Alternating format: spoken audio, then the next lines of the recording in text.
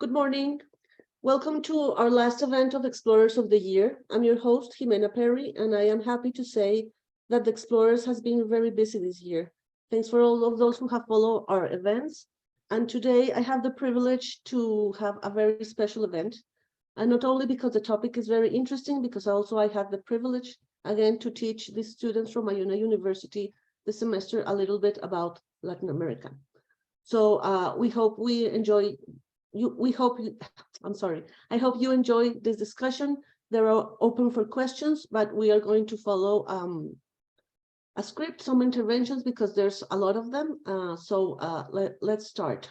So I think the first intervention would be just you people introduce yourselves, tell us who you are, what's your major, and what did you think about Latin America before taking the class, your ideas, some kind of, I don't know, notion did you have before? So let's start with Ben. All right, so how are you guys all doing? Thank you for everyone that came to hear us talk and present today. My name is Ben Filangeri. I'm a senior at Iona University. I'll be completing my bachelor's in history come this spring, and then I'll be going back one extra year to get my master's in education with the goals of becoming a history teacher. Some preconceived, notions that I had about Latin America before I started this class were, I feel like I started off pretty well compared to a lot of people. I hadn't taken a Latin American history class at the college level yet, but just as an overall history major, I know a lot about I knew a lot about like the conquistadors. I knew a good overview of some of the Latin American revolutions, but overall, I would say I still didn't have a good understanding of what Latin America was as a whole. And so like everything else that I'd pretty much information that I'd gained was more in line with what I'd seen on television when it comes to like Latin American culture, what I'd seen in television and movies, which can be a little deceiving, definitely, because a lot of those productions are, created from the aspect, that are from Americans. I'm sure they do a great job researching, but overall, everything that I had learned from more about modern Latin America was more based on what I'd seen in pop culture. So. Thank you. Yeah. Oh, I'm sorry. Do you want to add something? Okay. Thank you, Ben. Let's go with Elizabeth. Hi, everyone. So my name is Elizabeth Lancaster, and I'm a freshman here at Iona University. So I currently am undeclared for my major, but I'm thinking about going into accounting with a computer science minor. So obviously nothing to do with Latin America or history. I myself, I don't have any family from Latin America. I don't speak Spanish. So, and that when I in high school, I never got any modern Latin America in history. I learned some stuff about like pre-Columbus and around the time of Columbus, but I don't know anything about modern Latin America. Pretty much my entire idea of modern Latin America is through my close friend growing up who was Mexican, and so my idea of Latin America was probably very religious because she's Roman Catholic, and a big focus on cultural and family traditions. But that's mostly my conception through one person that I knew who was Mexican. So obviously that's not necessarily representative of the whole culture. And I would also say in the back of my mind, because you do hear about it on the news, like I did associate it a little bit with drug trafficking and human trafficking, because if you don't know anything and all you hear about is the news, that's what pops up in the news. You hear about, shows about Pablo Escobar, but other than that, that's pretty much what I came in with. I didn't really have much background. I didn't have any family background, and anything I knew was mostly just like what I had seen from my friend or from like various bits of the news, which are probably biased because they're American news and not, Latin American news. So I was kind of glad to take a class in this so I can actually get more familiar with it versus just like tidbits here and there. Thank you, Elizabeth. Let's go with Shane. Hey everyone, so my name's Shane Lynch. I'm currently a senior at Iona University. It's weird to say Iona University, not Iona College, but so I basically majored in political science, and I hadn't little to no higher academic level knowledge of Latin America before taking this particular class. While I was generally aware of the political histories of countries like of Cuba and so on, I can attest that I truly had no idea how complex the politics in Latin America was, is, and basically will continue to be. On a general level, I knew, that the dominant language in Latin America was obviously Spanish. I also knew that Catholicism and other forms of Christianity were quite prevalent in Latin America as well. When it came to like basically differentiating the specific countries of Latin America, I definitely used to kind of have a tendency to group sort of like Central American countries and South American countries together. I don't know if that makes sense. But after taking this class, I now see the differences like kind of between countries like say Guatemala and Honduras, or kind of like Honduras and Panama, like even though they're sort of close to each other, on economic, political, and cultural levels, they're all so different. Besides that, I learned a lot about, I'm going to talk about this later, but the liberal and conservative divide in Latin America, and I thought that was super interesting as well. I think that there's a lot of instability when it comes to the politics of Latin America, so that's all I got. Thank you, Shane. Let's go with Mikel. Hi, my name is Mikel, and I'm from Barcelona, Spain. I'm here at Iona University studying international studies. And what I think about Latin America before taking this course is that Latin America, like Arturo, was like a violent and also an insecure place to live in general. Also, I knew that Latin America has marvelous landscapes, great biodiversity, and also plenty of life. And it's funny because like on the one hand, you have like these beautiful landscapes, these beautiful lands, places, like where you cannot find anywhere in the world. But at the same time, on the other hand, like you have like bad people, evil people populating it in return. Like it seems like it's a coin of two faces. So does not mean that in Latin America there is just like bad people, because I had the opportunity to travel to Guatemala, and there I met people with a bigger heart than the territory of Brazil, for example.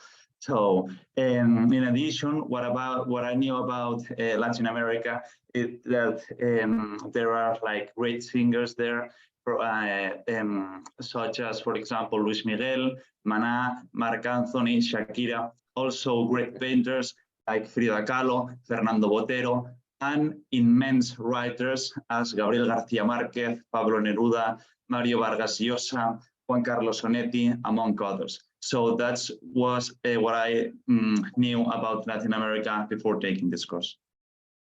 Just as a side note, Juan Carlos Onetti is one of my favorite writers, so that was the perfect answer, Mikel. Okay, let's go with Jonathan. Hi, my name is Jonathan Mosquera. My major is business administration at Iona University. And before taking this class, I didn't really think much about Latin America. Since my major is business, I don't really have to take classes that were intertwined with Latin America, but this class was a very nice introduction to it. Before coming to this class, I thought Latin America was interesting because as a Caribbean, I'm from the Dominican Republic. So as a Caribbean person, we don't really know much about what happens in like our sister countries. We know of them, but we don't really know about the politics, the people, the culture, and things such are about. Before I studied modern Latin America this semester, I didn't really know much about the culture as a whole.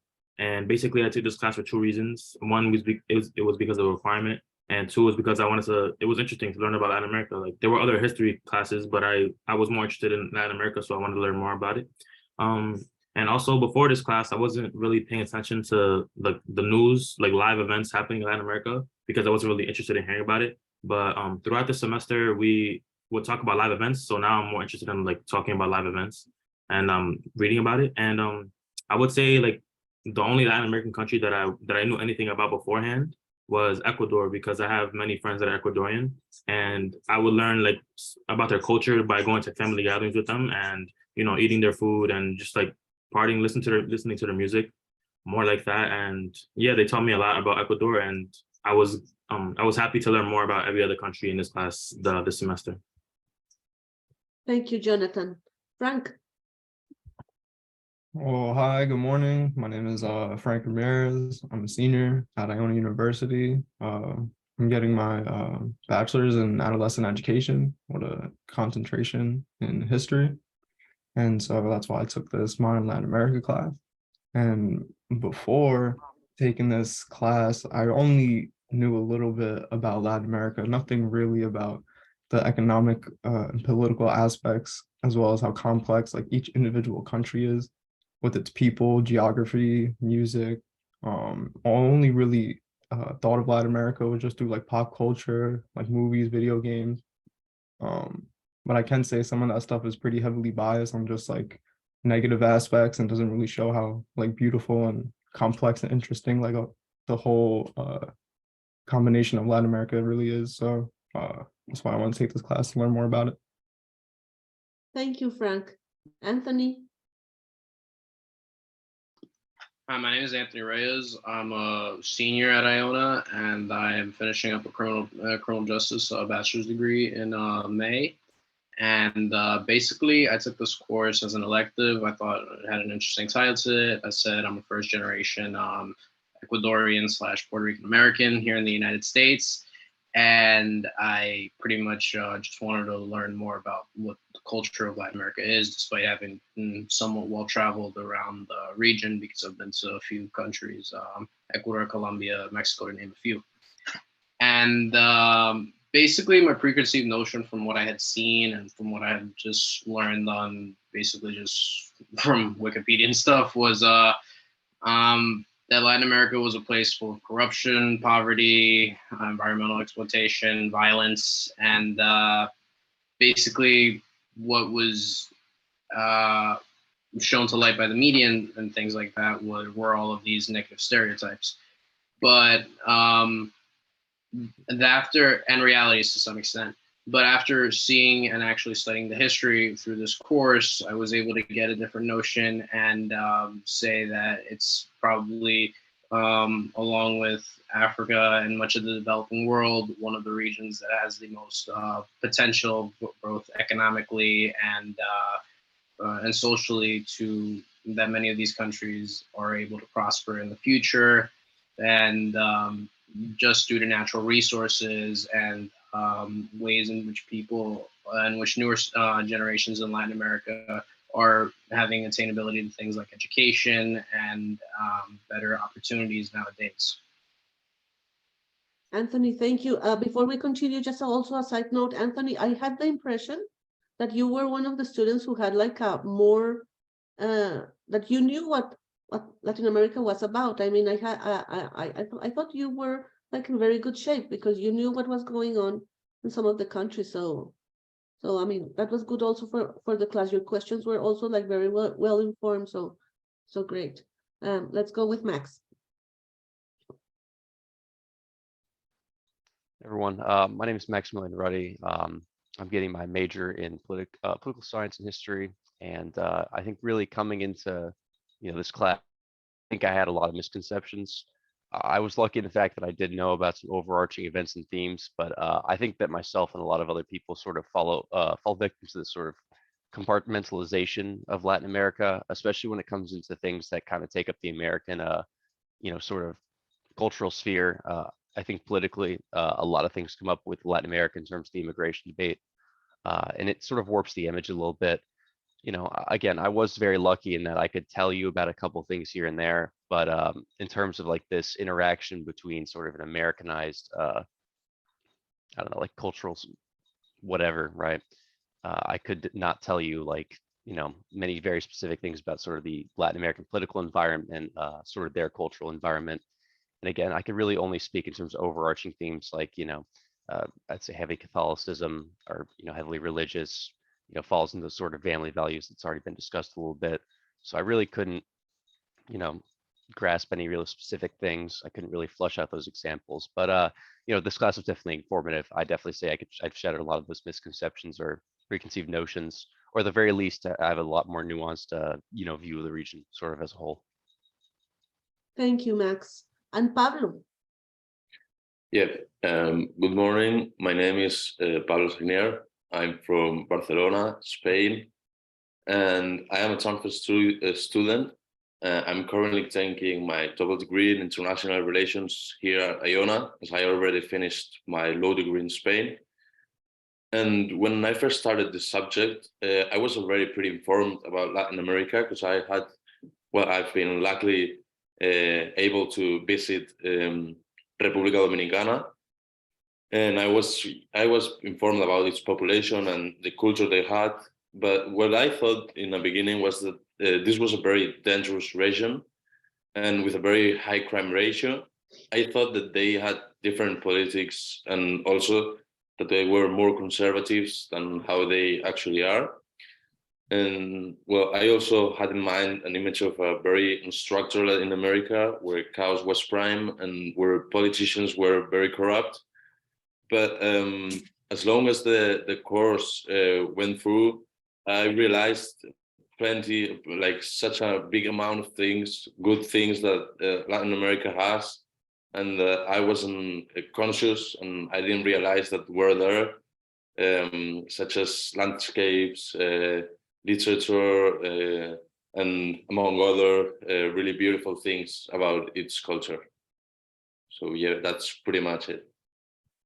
Thank you, Pablo. Yes, unfortunately, yes, but I think that happens with many other cultures that we don't know about. We have certain ideas in our heads, and then until we get to know a little bit, we realize that perhaps they're not so.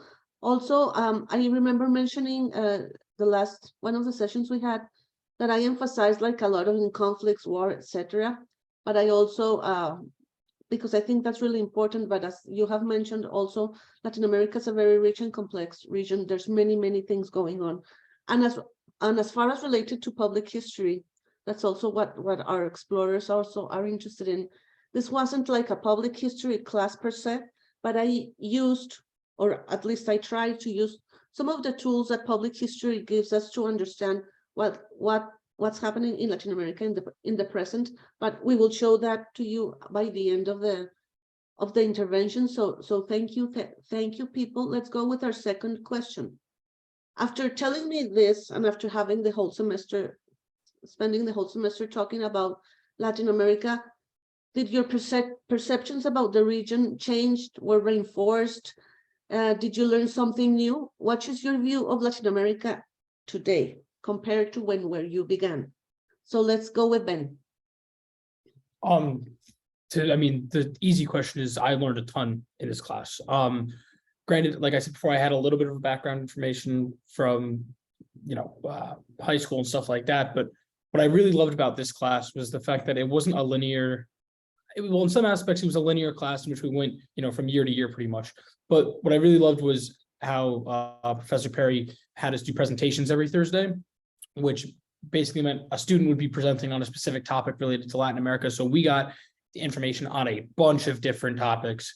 And I would say all of them went into very good detail of giving us a general overview of what the topic was. I know I talked about women, women in Latin America. I know that we talked about music and other aspects of culture like that.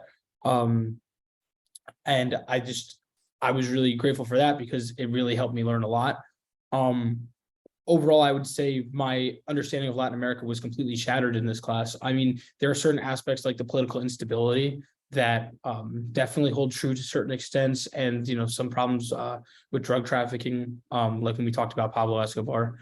But there's also so much beauty in the culture of Latin America. But actually, I should stop saying Latin America, because Latin America is not just one big country. It's not one culture. Every single country has different aspects of culture. There are a lot of overlapping themes and a lot of similarities, but there's also a lot of differences, which I know isn't expressed a lot in American media and entertainment. When we think of Latin America, I feel like it's kind of everyone just lumped together, which is really unfair to those countries because they have so much to offer, like the rest of us.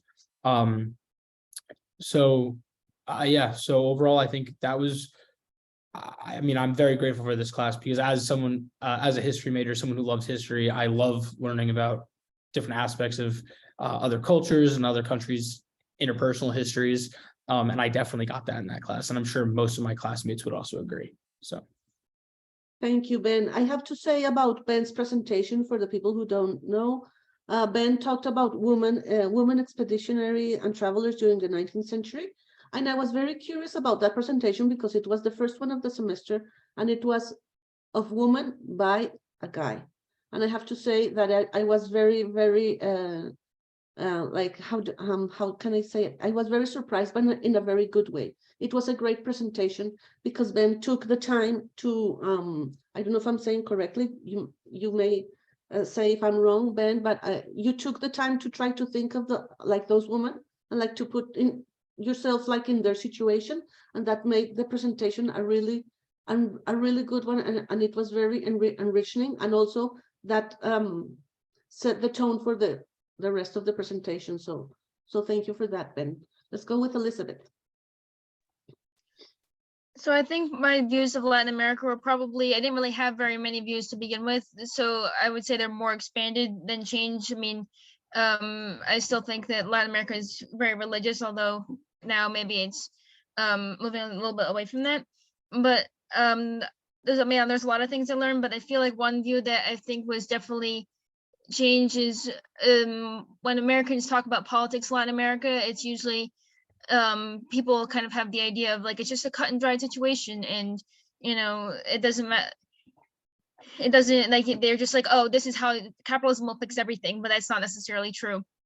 And one of the things I think I gained perspective on was the drug trade, and I think Latin America kind of gets a bad rap for being known for drugs and cocaine, especially. But when we were talking about that, one thing I learned, which I mean, maybe it's a common fact that everybody knows, but I just didn't know, was that all the cocaine in the world comes from 3 countries in Latin America: Colombia, Peru, and Bolivia.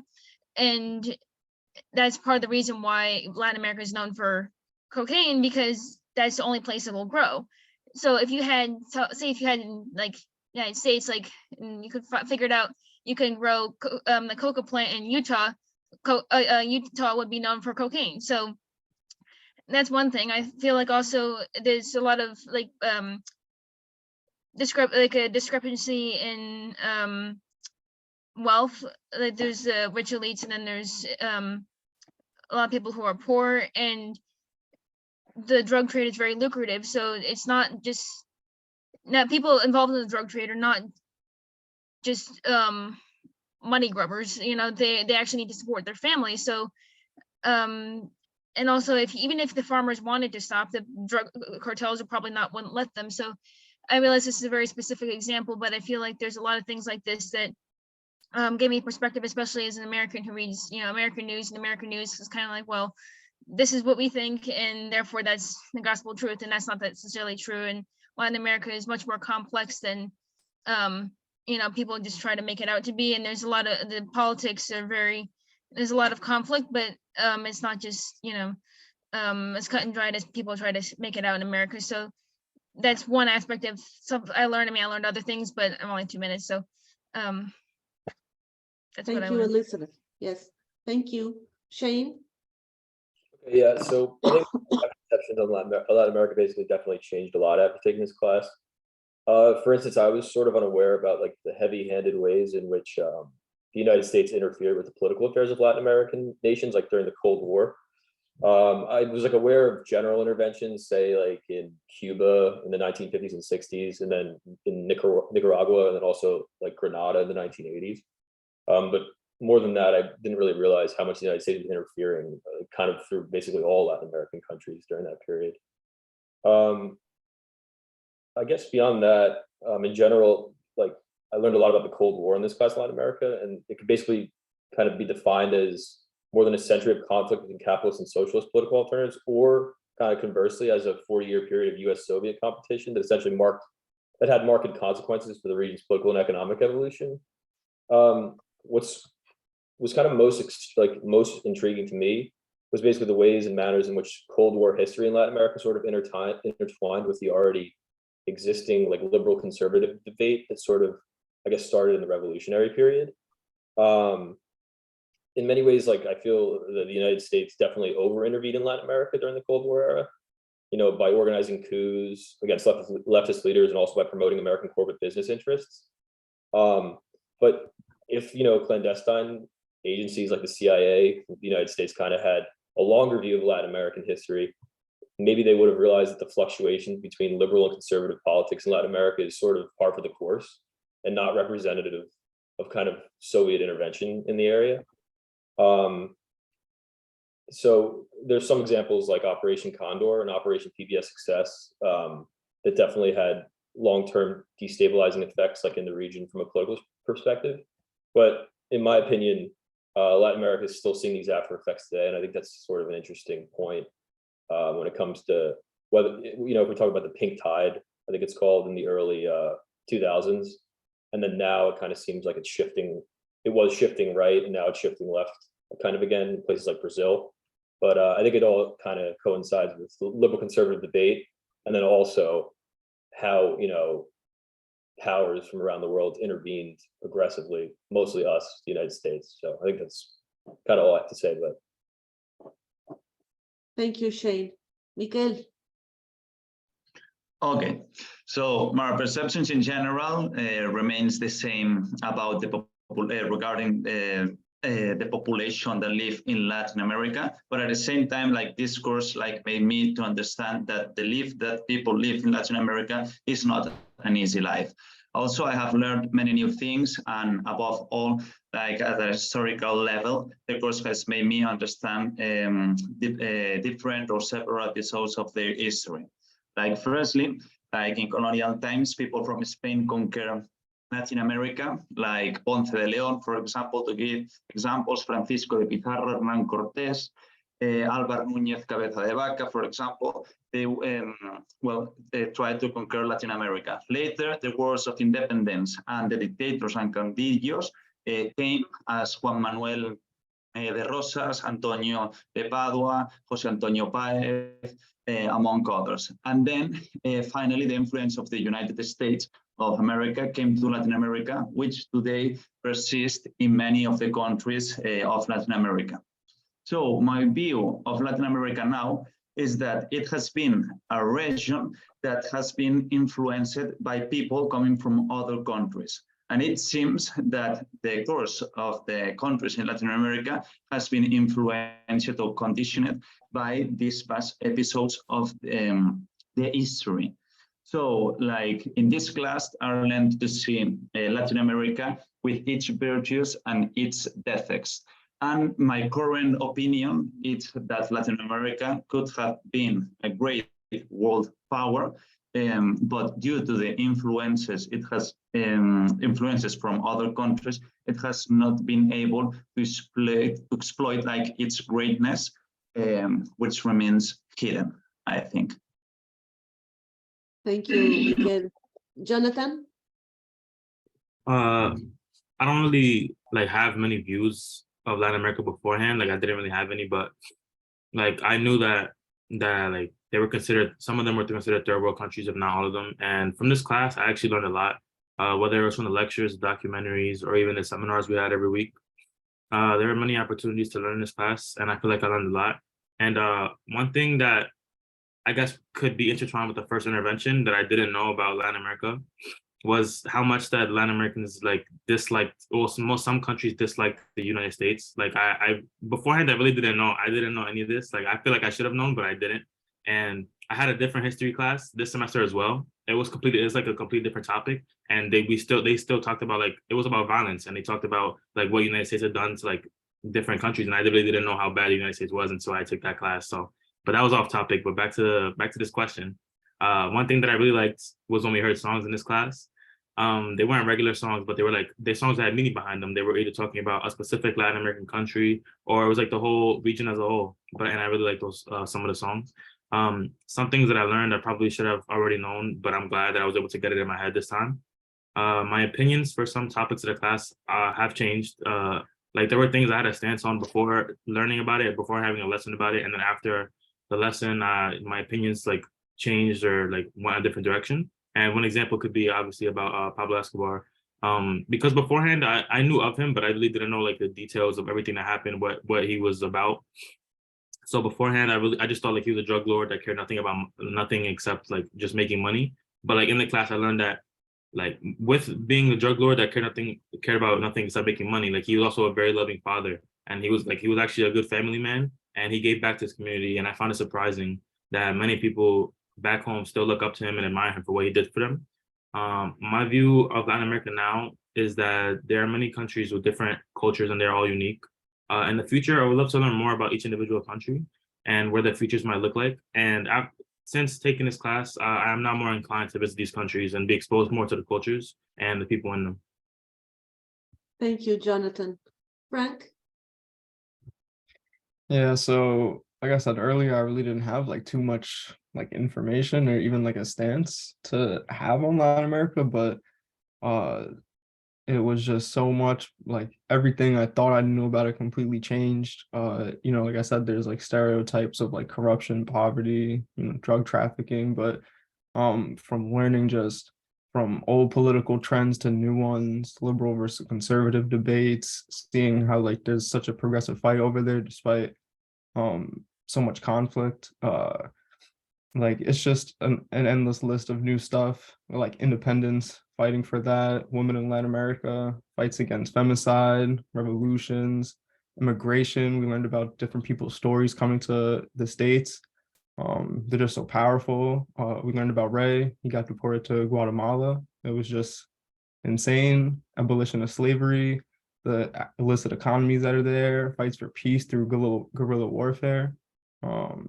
And just to have these people grown through such unique characteristics by fighting through interference from the United States and efforts to exploit Latin America, from corrupt politicians and people that fight through these events continuously, is like just shows me the true like culture and nature of these people, and it's amazing. And I think that that's my view of what Latin America came to be, is just how incredibly like tough-hardened these people are, and going like head on into these unique issues, and just how their culture is building behind them and just coming through and affecting everything and everyone behind.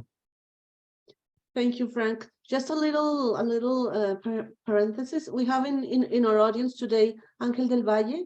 Ángel is from Guatemala. He's the director of the Holocaust Museum of Guatemala. And he's also like a faithful follower of the explorers. And Frank was referring, Ángel, to a documentary. I told him of a Guatemalan man who was living in the state and was deported again to Guatemala. And it was a very powerful documentary. So that's the reference, but I just wanted you to know. And also we talked a lot about Guatemala during this class. So just for you to know. Hello, everybody. Thank you. So Frank and then Anthony. So probably something that stood out to me the most within Latin America after completing this course was that Latin America, for example, a certain thing that impressed me was that a country like Chile, for example, we talked extensively about the Pinochet dictatorship in this class and things like that. They are very much taking strides and progress, like most, if not all, countries in Latin America, at recognizing their past and recognizing things that have gone that aren't negative, as akin to how the United States recognizes things like slavery and internment, and how countries like Germany will recognize and teach about the Holocaust, for example. And Chile is at the forefront of that and looks towards NGOs and public historians and different organizations in order to make that known. And in the case of my presentation that I had, which was on Afro-Latinos in Latin America, a lot of countries nowadays, even in their own like politics, are making strides towards representation of Afro-Latinos and indigenous Latin Americans to attain education, post-secondary especially, and even implement ways into which their story can be taught in the history and Latin American university history classrooms. So I thought that was just to tie in, that was something that I took away, and I was very impressed by this class. Almost, it's just a spark that I had like after taking this course. Thank you, Anthony. Max? Yeah, well, I'd say overall the class really, it reinforced sort of my perception of Latin America in some places, and it really kind of changed the other. And for a vast majority of it, really just kind of informed my opinion. We talked a lot about like sort of American interventions. My first presentation on the matter actually had to do with sort of America's involvement in the Cold War and its modern ramifications on the on the American immigration debate. And I thought that was fascinating from sort of the American political perspective, just because it really informs a lot of where why is this sort of an issue? Why is it like constantly talked up in the political sphere?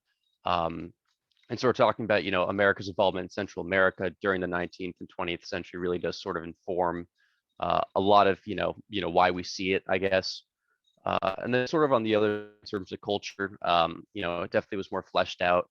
I would say that in a lot of ways, the Latin America's culture has become more diverse. I know way beautiful to me. You sort of see that resilience in a lot of these ways that they stood up against sort of these overarching themes, whether it's American imperialism or just internal conflicts.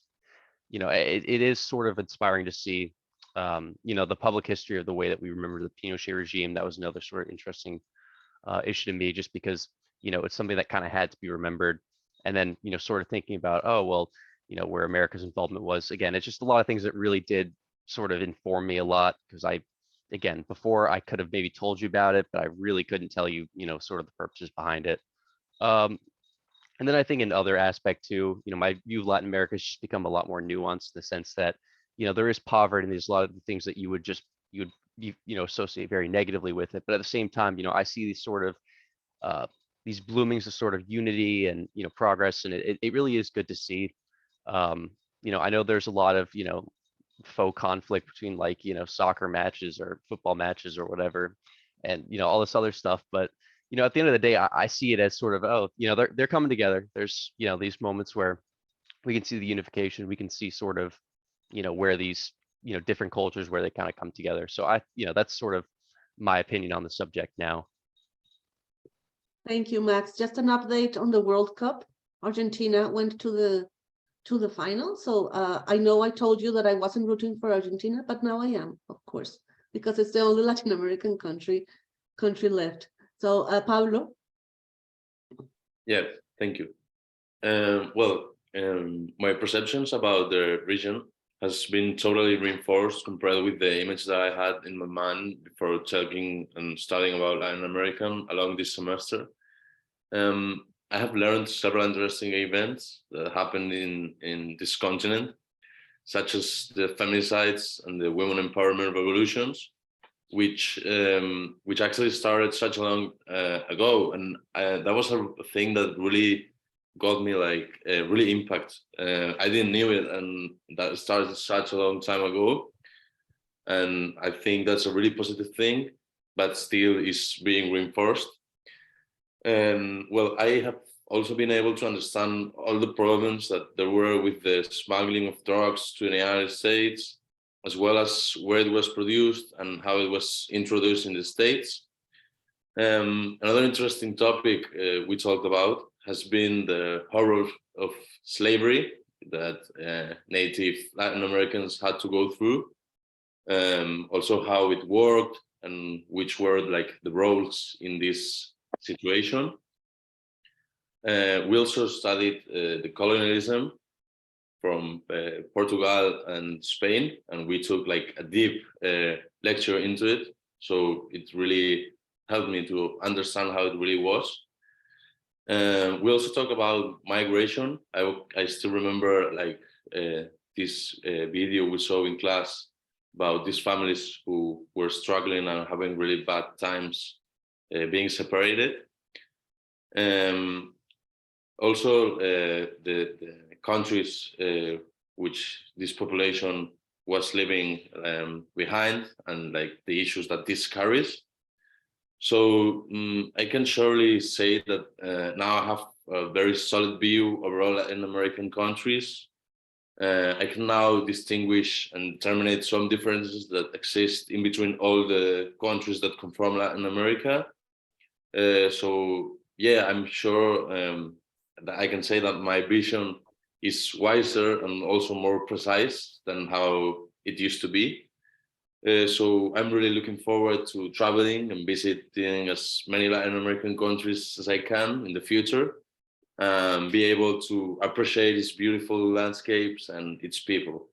And overall, I think that I was judging without knowing, but now I have a complete new vision and I feel proud for it. So thank you very much, Jimena. Thank you. Thank you, Pablo. And I want to echo Pablo's words. I hope everybody gets the chance to visit and travel around the region as much as they can. So let's go with a question that it's a public history question that I told you about. So if today, right now, you had the chance to represent or to characterize the region, how would you do it? Would you choose a topic? Would you talk about it in general? How would you be able to, as I asked in the script, how would you talk or represent the region in a way that a 5-year-old can understand it? So let's go with Ben. So I don't know how this would go with explaining it to a 5-year-old, but the word I would best use would probably be like unstable. That's more from a political standpoint. Something that I find really interesting about Latin America and also kind of upsetting is the fact that I'll rephrase. I'm not upsetting, but just interesting. When it comes to the Latin American revolutions that we saw in the late 19th century and throughout most of the 20th century, and that still to a certain extent are continuing now, you see this cycle. You see there's a root cause, and then there's an uprising and a challenge to that cause, and more than not, the people of Latin America are successful and they get what they want. And the problem is, once the situation is solved, you see basically the same problems start again, and they kind of rinse and repeat. And I think that that's really unfortunate, and sadly it characterizes, in my opinion, I think it characterizes a lot of Latin American countries from a political standpoint. Granted, there are a lot of beautiful things about many Latin American countries, but just quickly comes to mind the Cuban Revolution, the Bolivian Revolution, everything that happened in Guatemala. You're obviously, you've seen progress, but sometimes these countries they fall back into that same cycle, and sadly you see it also because of American interference. Like you saw the banana republics has happened, Operation Condor, and I mean everything with Cuba, pretty much from the Bay of Pigs invasion all the way through the Cuban Missile Crisis. Cuba had rooted Fulgencio Batista from the island, and then Fidel Castro, he changed after he'd kind of gotten power, and then the influence from America was definitely not helping, especially with them trying to assassinate him every 10 seconds. So if I had to explain it to a 5-year-old, I would say it's been a cycle, but it's getting better, and I would hope it eventually it subsides. So Thank you, Ben. Elizabeth. So I would say that I'm not sure about how to explain to a 5-year-old, but I think one thing that people, or at least I kind of went up before I knew about Latin America, that Latin America is not the same thing as South America in this sense, because you have you can't characterize it by the physical region, because you've got French Guiana and the Falkland Islands, which are both colonies of other European countries. So it's not a unified physical region. You don't speak the same language. They speak French, and I believe in French Guiana, and they speak Portuguese in Brazil. So then you can't say that the entire region speaks one language. You can't characterize it by the same race of people, because you have lots of different backgrounds of ancestry, from indigenous people to the Spanish colonizers, and then you have the African slaves who then everybody is intermarried. So you can't say, if you were to see somebody from a European country, you might say somebody looks Italian, but you couldn't say that necessarily for someone in Latin America. So you can't really by a lot of normal standards when you characterize a country or region. You can't really do that with Latin America. So I think the sticking point would be culture. And I think there's, I mean, a lot of countries have different cultures, but I think one of the unifying things is an anti-American point of view. Like they're anti-capitalist, anti-American, anti-individualist, I think mostly because America is meddled too much in Latin American politics. So I think having a unified dislike towards America sort of is one of the ways you can kind of unify the region, because for like physical quantifications, you can't really do that as well as another region. So if I were to explain it to a 5-year-old, I'd probably say that it's a region unified by culture rather than by a geographic or qualitative measures. Thank you, Elizabeth. Shane. Yes, I think from like a public history standpoint, trying to explain Latin America to 5-year-olds is definitely a hard task. But there was, I remember, I can't remember the specific name of the video. It was a YouTube video that you showed us in class where it was one song sung by multiple singers in different parts of Latin America, kind of explaining the struggles of being Latin American, dealing with kind of, you know, Spanish influence in the beginning and then oppression over time. And then I think the song even went to, you know, I think it actually mentioned Operation Condor, which I thought was very interesting. It was very powerful. So I would say probably music and dance would be the best way to explain it to a 5-year-old. And in something in that format in the video we watched, I know it's hard to reference it, but I think everybody else kind of remembers it. I think it was pretty good. And then I think if you're like also just thinking about public history, if you're thinking about like maybe the Pinochet regime, I think we discussed this in class. You asked us a question how that should be represented. And I think my take on it was that the stadium, the national stadium, where basically he committed all of his crimes against, you know, people that were against his regime. I think that it should have been turned into like a world UNICEF memorial. I think that's the language. But and then you told me that it actually was a UNICEF World Heritage Site. That's what it's called. But I think on a higher level for people that are trying to remember kind of atrocities that were committed by borderline fascist regimes, that would be a good, you know, route to take. But for the kids, I would say music. So. Thank you, Shane. Mikel? Maybe I think that the song that Shane wanted to talk about is called Latin America from Calle 13, a beautiful song that defines Latin America. I really like it. About me, I would represent Latin America as a region full of color, abundance, nature, culture, history, and beauty. So I would also represent it as a region of joy, development, resilience, but suffering, violence, and pain. Latin America, as I said before, like it's a two-sided coin. On the one hand, we have beauty, and on the other hand, we have evil.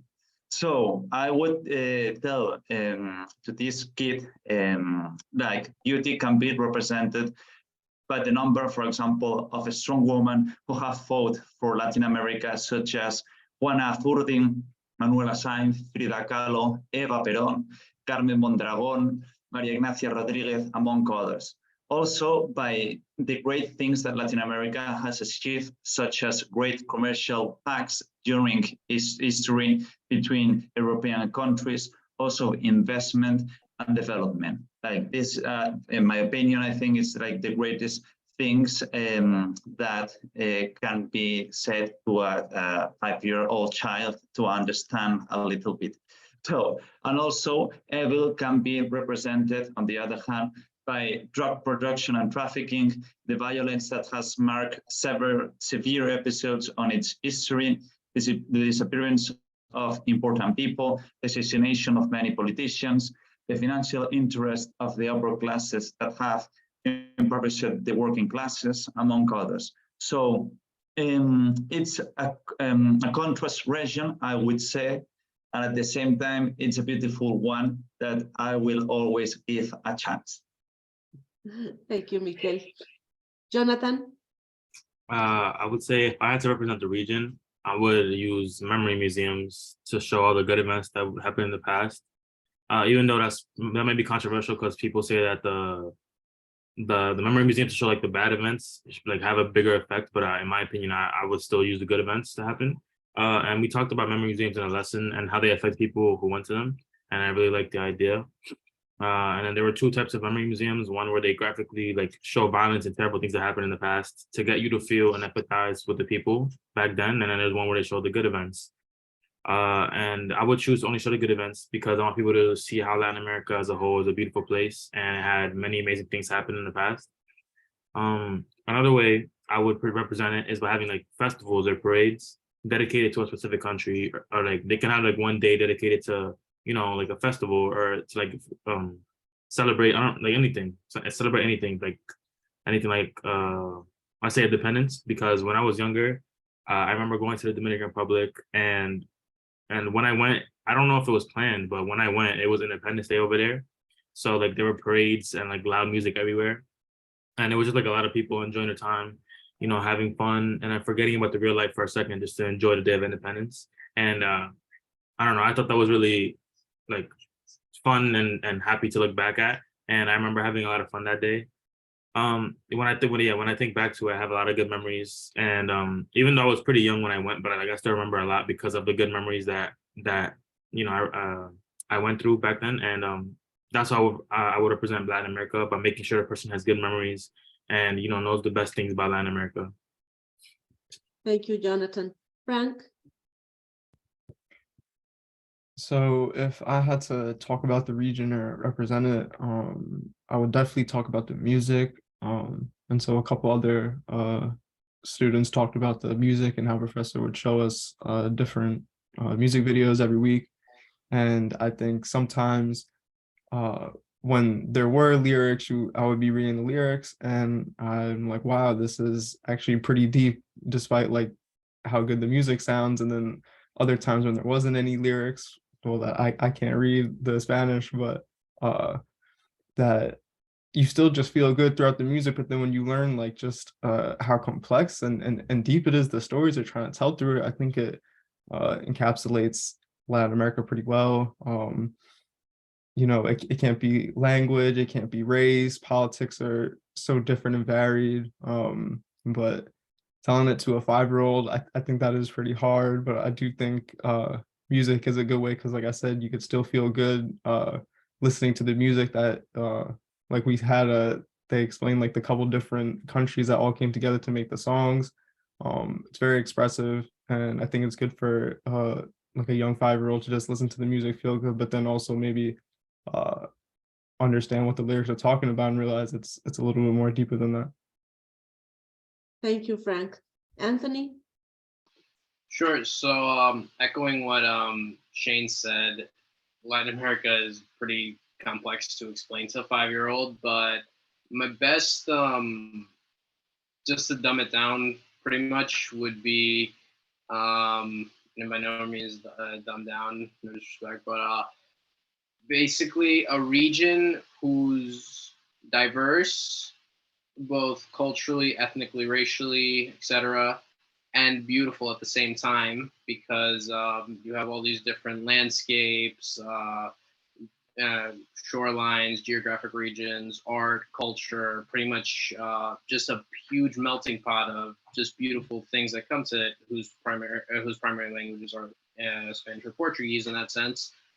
But through this diversity, it's like it paints a whole picture of that the region itself is a melting pot, and it's more than just basically a mishmash of people who speak Spanish and Portuguese. There's so much intricacy to it, like things that we even didn't speak in this class because of, like, we scratched the surface almost of Latin America, because there's so much to talk about, and you could really go like years on end and you would still have time left over to talk about like so many different things that actually engulf what Latin America is.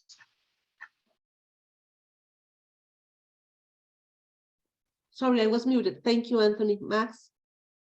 I mean, look, I honestly don't think you could explain it to a 5-year-old. I mean, you know, a lot of us are in college, and, you know, as we sound, we barely can wrap our heads around it sometimes. But, if I did, I would probably say, probably teach them, maybe this is like a lesson in sort of when things are complicated. I'd say overall, Latin America's really made a lot of these like progressive things. And as we talked about, it is very diverse. They have had their own unique set of challenges. And I'd look at some of those challenges and the way they sort of interacted with them to sort of, I guess, inform, what sort of Latin America really is about. We have, eyesores currently today. We still have, sort of the Cuban regime and the Venezuelan regime that still does, commit a lot of these human atrocities towards their people. But you couldn't say that necessarily represented Latin America, and that's why you'd say it's complicated, because then you could look to a place like Chile, a place that really came back from a former dictator and has really made itself sort of a a defining country in terms of Latin American progress, specifically economically. But overall, I would say, yes, there are at least many issues, but they're working through it. It's just sort of that progress. It's the fact that they're not there today, but they will be there tomorrow, and we know that. And I'd also like to point to sort of the way that Latin America kind of interacts with world leadership as well. Brazil uniquely has to deal with the Amazonian rainforest, as we know, and they have their own unique set of environmentalist policies, which they use in order to alleviate that problem. Whether or not they always fall through with it, under Bolsonaro, that was sort of a debate, but whether or not that's beside the point. It's the fact that they are sort of committing to that slow progress. And, progress at all, whether or not it's slow or fast, is something that I think we all like to see.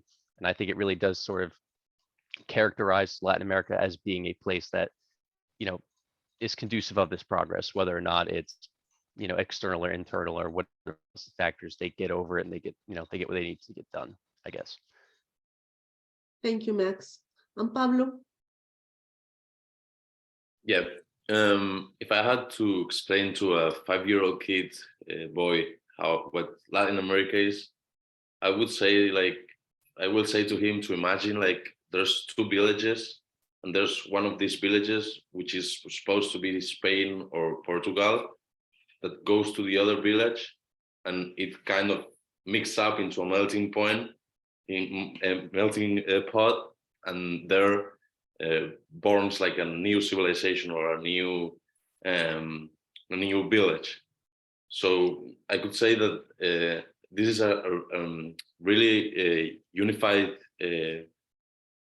country or region, which it has been unified by history, as though they are the result of a mix of native and foreign colonizers. Also, that the language is a very representative item, as they all talk Spanish, as well as a lot of, well, except from some countries such as Brazil or Guyana, French Guiana, but also lots of other native languages, such as Quechua in Bolivia, or Mapuche, Maya, Guarani, among other 420 native languages. Also, I think a main event that share all these countries is the love for sport. And in this country, the prime or the star sport is soccer. They have quite a lot of the best international soccer teams, such as Brazil, Argentina, Uruguay, Paraguay, Ecuador, among others. As we are actually witnessing, Argentina has arrived to the final match of the World Cup this 2022 in Qatar. So we will see what happens. And overall, they also have a very good culinary taste, which is recognized all over the world for being so diverse and exquisite. Me, myself, I've been able to try, for example, quesadillas in Mexico or piña coladas in República Dominicana, and I can assure its culinary taste is wonderful. Also, it has really amazing landscapes, which change extremely from the Amazonas jungle to the Caribbean white beaches to the amazing skiing paradise in Los Andes. So that's what I feel like Latin America is represented with. Thank you. Thank you, guys, and Elizabeth. And last, I just for the last few minutes, I want to show the people who are going to see this video in their own time. I want to show them your posters.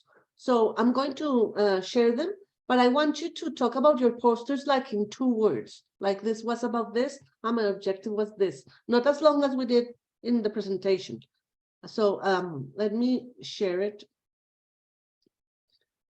Give me a second, please. My God, I had them ready, and this happens all the time. Okay, give me a second, and I will share your posters.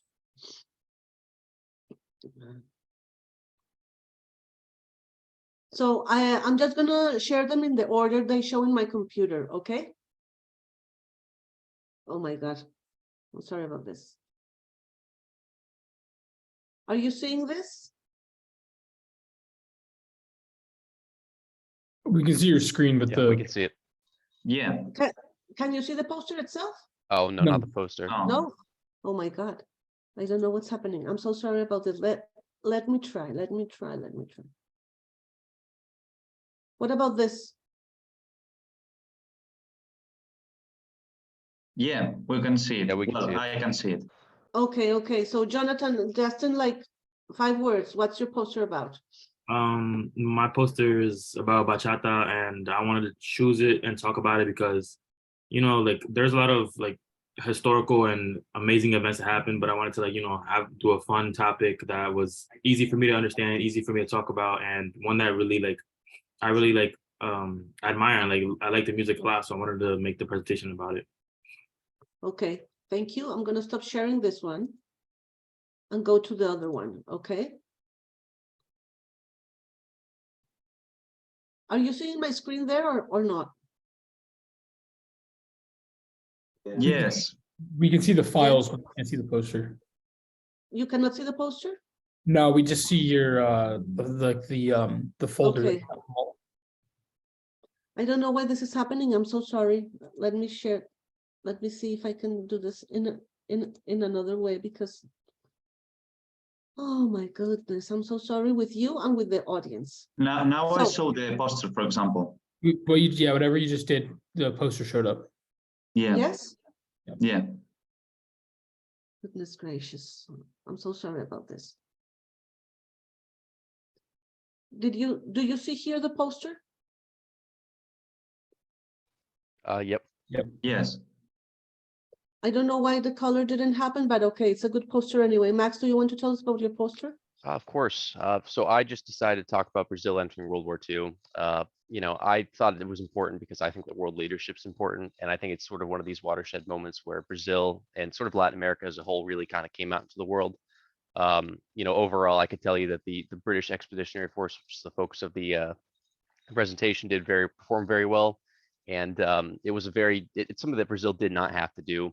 So it really was sort of indicative of like their leadership in the world. You know, and it really does kind of remind us today of, you know, sort of how they have the pride and prestige in their country. So they want to sort of, you know, kind of bring that out into the world stage, I guess. Okay, thank you. Thank you, Max. Let me see. Now I'm going to share another one. I think I got it. Are you seeing the Colombian drug war? Yes. Okay, Max, I'm sorry, Frank. All right, so I did the Colombian drug war, and I chose this because I recently did a presentation about the FARC peace agreements in 2016, and so this had a little bit to do with it, and it also just became a rabbit hole for me to dig deeper and just find out some new stuff going on in Colombia, and I thought it was super interesting with drug trafficking prevention and profit margins for drugs. Thank you. Thank you, Frank. Okay, let me go with the other one.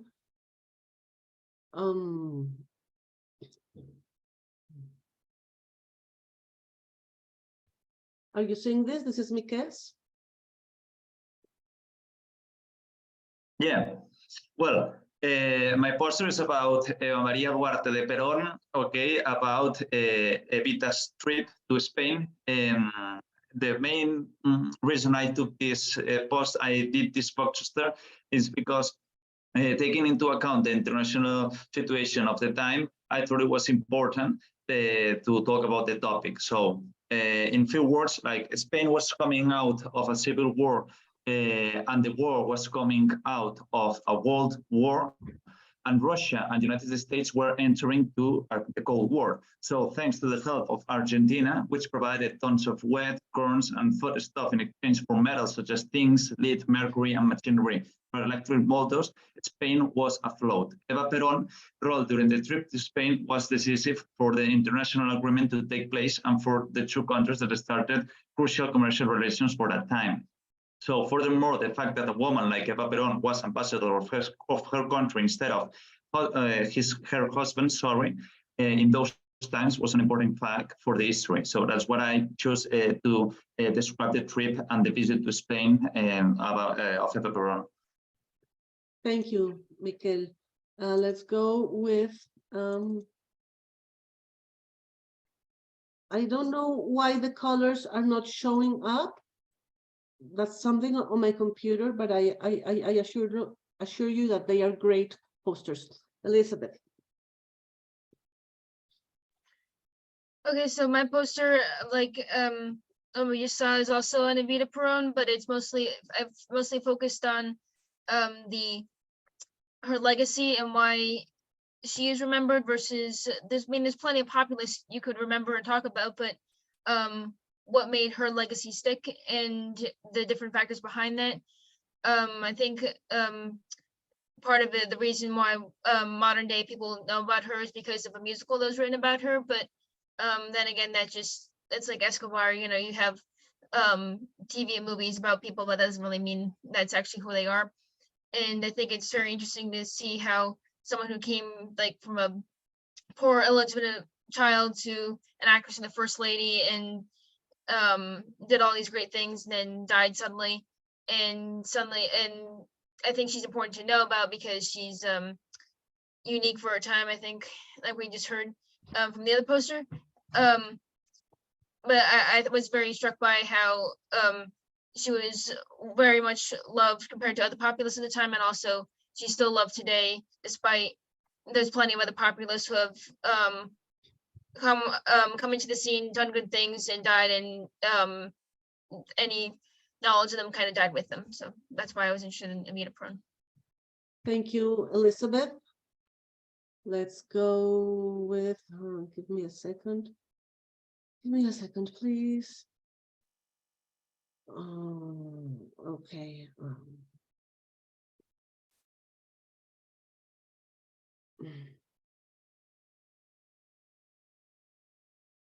Are you seeing this?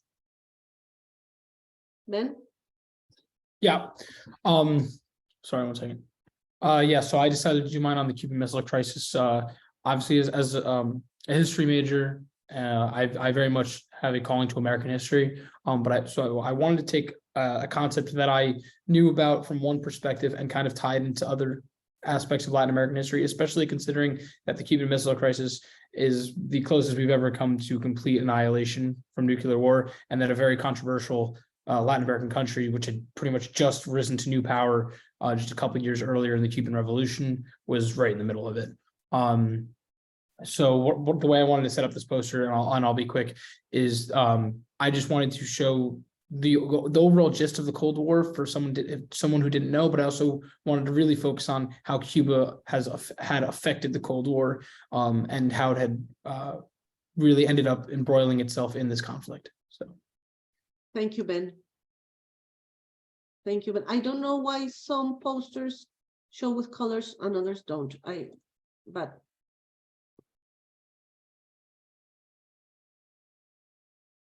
and this is Anthony.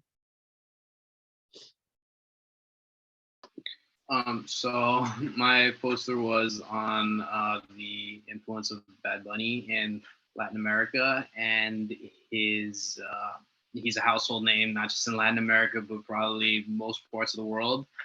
And basically what I wanted to focus on this poster was the fact that he's a prime example nowadays of how music transcends cultures, transcends borders, and is very much a universal language, because there could be people both within Latin America, in the case of Portugal, many indigenous communities that may not know Spanish whatsoever.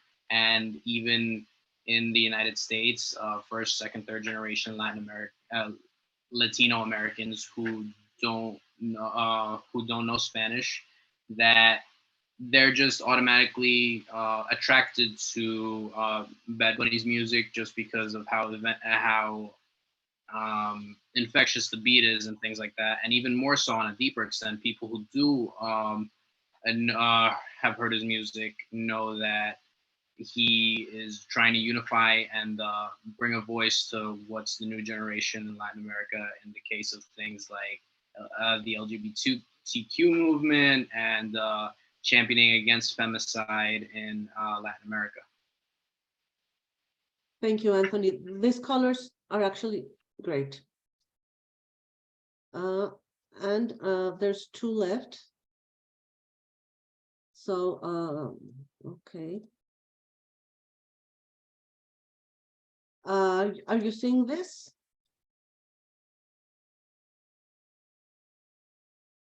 This is Pablo's. Yeah, it's mine. I can see it. Okay, go Pablo. Yeah, so with the elaboration of this academic poster, I have tried to illustrate the transition that took place in Latin America through the process of independence. To wrap up this topic, I think it's important to talk about it and let people know that like what really happened, since I consider this event like a really important historic event that marked the before and after in the life of millions of Latin Americans. So they went from suffering mistreatment and being subjected to a regime by the Spanish to being free and governed by their own people. I also feel that both in the United States and Europe, in my case, I am from Spain, from Europe, this is a topic that is hardly talked about and which people have no idea, and this should not be the case and should be given more importance than what is currently given. So in the poster, I talk about Simón Bolívar and José de San Martín as the mainly independence conquerors. So yeah, that's pretty much it. Thank you, Pablo. And the last one that also I don't know, Shane. I'm sorry, I don't know why some colors went away and others didn't. But you can also, but you can see the idea. Shane. Okay, yeah. So my poster is basically just on United Fruit, which is now Chiquita Bananas, collusion with the CIA, basically to overthrow a leftist dictator. Actually, he wasn't a dictator; he was democratic, but it just kind of speaks to the pervasive ways in which the United States have kind of interfered in Latin America, and in this case, it was for corporate interests. Okay, I done. Yeah, I guess that's enough. Yeah. Okay. Thank you. We went over the time a little bit, but I don't know if Angel or Maria or Luisa have any questions or any comments. If you don't, I just want to thank you guys and Elizabeth for taking this class. As an instructor, we always learn from our students, always. It's always the case.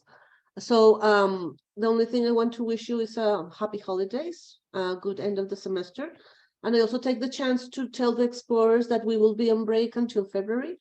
We will come back in February 1 with a presentation of Thomas Cauvin about his new book about public history. And next year, we're also going to have monthly events of the explorers. And to you guys, for those who are graduating, well, good luck in your future careers. And for those of you who are not graduating yet, good luck next semester, and I will see you around. Thank you very much. Take care. Bye-bye. Thank you, Thank you very Professor. much, Professor. Thank you very much. Thank you. Thank you, Professor.